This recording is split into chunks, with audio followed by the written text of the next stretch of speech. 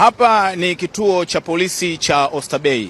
Tumekaa hapa kwa takriban saa 5 tukisubiria mahojiano ya msaidizi wa mwenyekiti wa Chama cha Demokrasia na Maendeleo Chadema, ambaye taarifa zake awali zilisikika kwamba ametekwa na watu ambao walijitambulisha kwake ni jeshi la polisi, na baadaye yeye kuonekana akiwa na pingu na Chadema kupitia naibu katibu mkuu wao Golugwa kutoa taarifa kwamba jeshi la polisi waende nyumbani kwake kwenda kumfungua hizo pingu, lakini baadaye walifika hapa Oysterbay na mahojiano kama nilivyosema yalichukua takriban saa 5.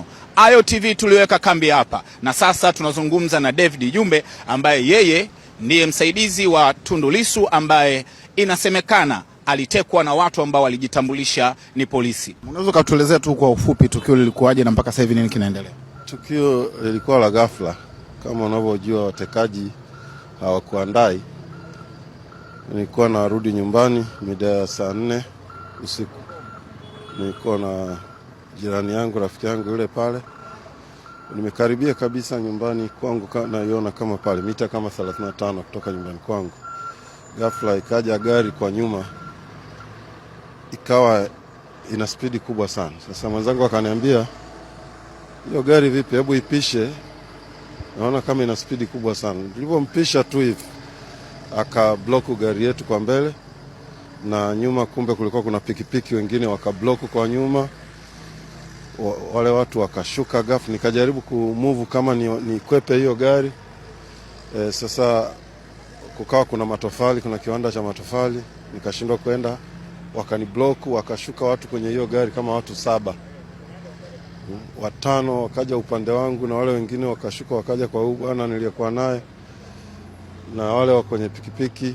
Kwa hiyo ikawa ni wakatufungua milango yetu kwa fujo sana, na wale bwana wakawa wanaongea, wewe tunakutafuta muda mrefu na leo tunakukamata siku yako ya mwisho leo.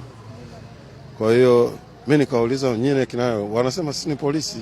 Kaambia, polisi gani mnakamata hivi? Mimi mbona mnaniteka badala ya kunikamata? Yani hawakuwa na maelezo, ni zaidi ya kupiga na Kwa hiyo sisi tukaanza kupiga kelele kwa sababu pale ni nyumbani kwangu na ni jirani, watu wakasikia, lakini wakatumia nguvu sana. Mimi upande wangu walinibeba watu 5. Wakanipeleka kwenye buti ya hiyo gari, hiyo ni aina ya Probox.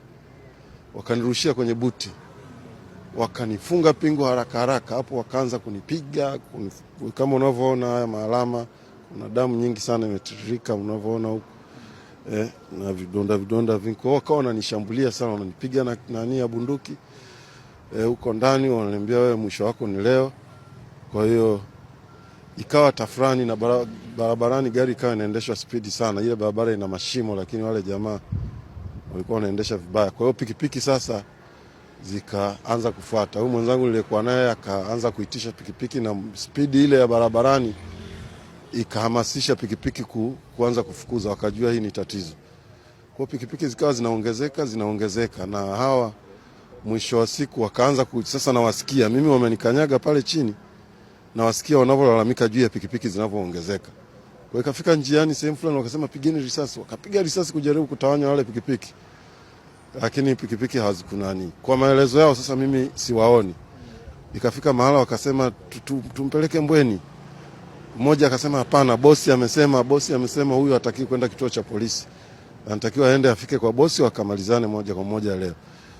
Kwa hiyo njia ya kwenda Mbweni polisi ikawa katika kukimbia ni wakafika mahala wakasema hawa pikipiki wamezidi, ni lazima tuwatawanye.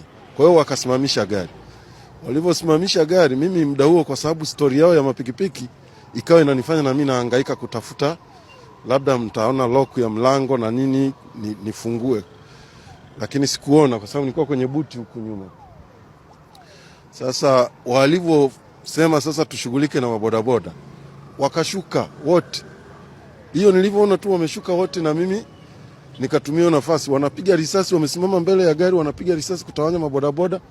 Mimi nikaruka, kumbuka nimefungwa pingu, na pingu zilisha ninyonga sana kwa sababu gari ilikuwa inaruka sana, unaweza kaona hizi. Kwa hiyo sasa pingu zimenibana sana, lakini nikaona hii ni nafasi ya mimi kujiokoa.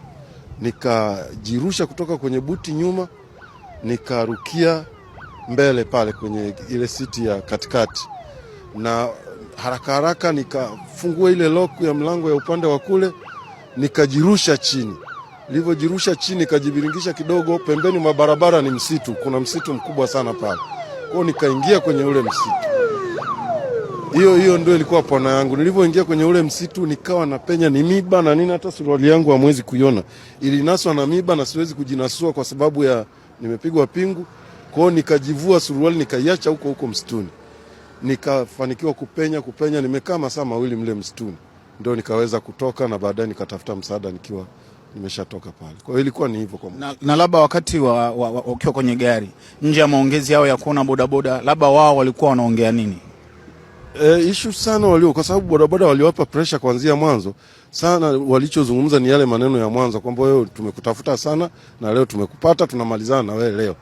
Na ile nilinoti sana ile wakati wanasema tuende kituo cha Mbweni, alafu mwenzao inafikiri ndio alikuwa in charge akasema bosi amesema huyu hataki kupelekwa kituo cha polisi. Kwa hiyo mimi hiyo ikanifanya nijue kwamba hawa watu ni watu wabaya, hawana mpango wa kunipeleka polisi na sio polisi kama walivyo pengine ni watekaji wengine. Kwa hiyo hapo mimi nikawa naomba Mungu tu nipate nafasi yoyote. Sikukata tamaa, nikawa namuomba Mungu, na wakati huo wanavyoniambia haya maneno mimi naambia nyinyi hamwezi kuniua, yani nikawa najipa hiyo nguvu, na baadaye nikaweza kutoroka kwa njia. Kuna kitu chako chochote Wamechukua wakati wamenikandamiza hapa nyuma, nilikuwa na 700,000 mfuko wa kushoto. Sababu jana nilikuwa nimepeleka gari yangu garage. Mpaka sasa bado iko garage. Kwa hiyo nilikuwa na hela ya matengenezo ya gari. Ameingiza tu mkono, naona anachukua, ananikandamiza shingo, akachukua hiyo hela. Simu yangu moja ilidondoka kwenye hiyo gari niliyokuwa nayo, ambayo pia hiyo gari waliichukua baadaye na wakaenda kuitelekeza huko mbele. Simu yangu nyingine sina uhakika imedondokea wapi. Aidha kwenye nilivyoacha kwenye suruali kule porini, au ilidondoka kwenye zile purukushani, lakini watu waliofika eneo la tukio waliokota kofia yangu na kiatu changu kimoja. Hiyo ndo mambo ambayo Pole sana. Asante sana. Na polisi walisema wanakuleta Oysterbay. Ulipofika Oysterbay kuna taarifa yako yote ambayo umeikuta labda unatafuta au kuna tukio lipo ambao unahusishwa nalo? Hawajaniambia kama nina tukio lolote. Wamenihudumia kama mhanga. Wamenihudumia vizuri. Zile pingu zilizokuwa zimefungwa sio pingu za polisi.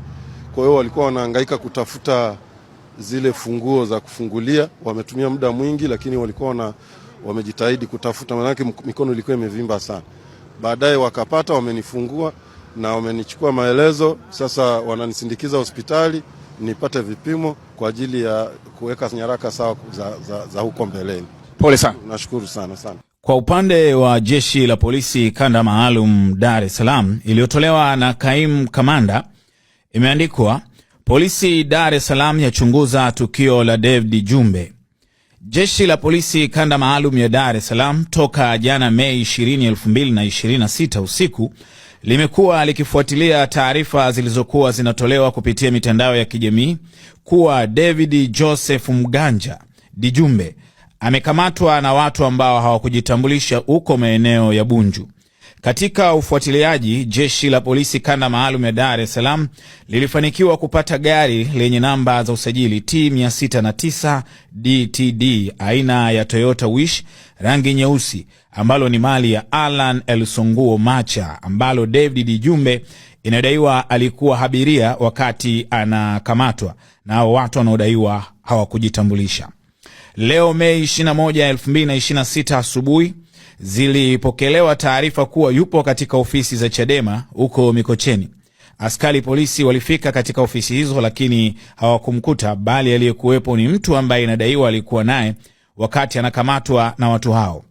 Aidha, David Dijumbe ameshapatikana na uchunguzi zaidi unaendelea ili kubaini ni watu gani waliomkamata na kwa madhumuni gani, ili hatua stahiki ziweze kuchukuliwa dhidi yao kwa mujibu wa sheria. Hiyo ni taarifa ya Kaimu Kamanda wa Polisi Kanda Maalum ya Dar es Salaam.